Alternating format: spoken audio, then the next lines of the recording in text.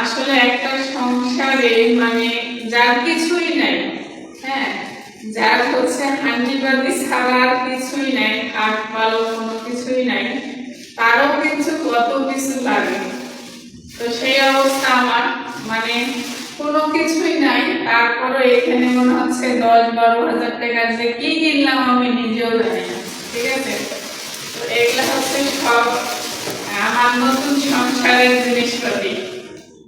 অবশেষে আজমেরা বিথি মানিককে ডিভোর্স দিয়ে নতুন করে নিজের জীবনটাকে, নিজের সংসারটাকে আবারও শূন্য থেকে শুরু করতে যাচ্ছে আজমেরা বিথি। সবার প্রথম আজমেরা বিথি তার স্বামী মানিকের সাথে এভাবেই করে সংসার জীবন জিরো থেকে শুরু করেছিল।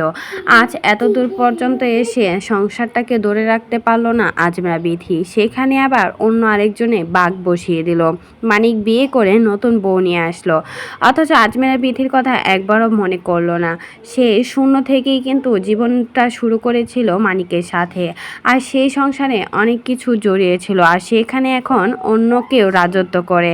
তাই তো আজমেরা বিথি তার স্বামী মানিকের কাছে সে কখনোই ফিরে যাবে না জানিয়েছেন। তাই তো আবার নতুন করে জীবনটাকে শুরু করতে যাচ্ছে আজমেরা বিথি। নতুন সংসার জীবনে পা রাখলেন আজমেরা বিথি। আসলে একটা মেয়ে তখনই কিন্তু তার স্বামীর কাছ থেকে চলে আসে যখন তার স্বামীর প্রতি বিশ্বাস ভালোবাসা দুইটাই উঠে যায়, তখনই কিন্তু তার স্বামীকে ত্যাগ করে চলে আসে মেয়েরা। আর সেটাই করেছে আজমেরা বিথি। অনেক চেষ্টা করেছিল মানিকের সাথে সুখে শান্তিতে সংসার করতে, কিন্তু মানিক তার সাথে প্রতিনিয়ত খারাপ ব্যবহার করে যেত, আর সেজন্য বাধ্য হয়ে নিজের একমাত্র মেয়েকে নিয়ে চলে আসছে। কিন্তু ছেলেটার কথা ভেবে সে অনেক বেশি কষ্ট পায়। ছেলেটা এখনও তার বাবার কাছে রয়েছে।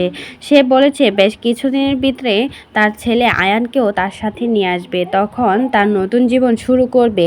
এখনই কিন্তু সেই সময়টা চলে আসছে। ছেলে মেয়ে দুজনকে একসাথে নিয়েই আবারও নতুন সংসারে পা রাখছে যাচ্ছে আজমেরা বিথি। এখন আর মানিকের কোনো অস্তিত্বই তার সংসারে রাখবে না।